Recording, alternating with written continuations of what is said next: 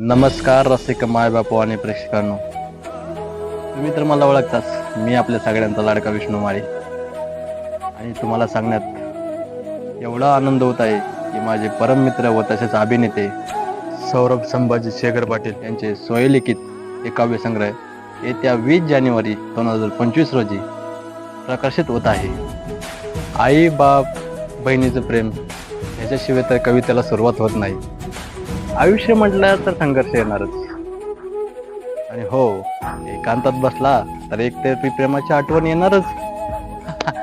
आणि तसंच बघायला गेलं तर प्रिय आणि प्रियकार यांचे नाते म्हणजे पहिला पाऊस आणि पहिल्या पावसातील प्रेम ह्याच्यासारखं असतं. आणि ह्याच्यात गोडवा यायचा असेल, चहा आणि कॉफी तर लागणारच. रंगभूमी म्हटल्यानंतर त्याच्यावर प्रेम करणारे कलाकार भरपूर असतात. रंगभूमीचे कर्म, त्याचा संघर्ष, तसेच लेखक आणि कवीच्या मनाच्या भावना हे दोन्ही जरी एका कागदावर उमटवले ना, जो कोणी त्याला वाचन त्याच्या आयुष्यात घर करून जातं. ते अशा भावना सहज आणि सोप्या रीतीत आणि सरळ शब्दात व्यक्त केलेला हा काव्य संग्रह आहे.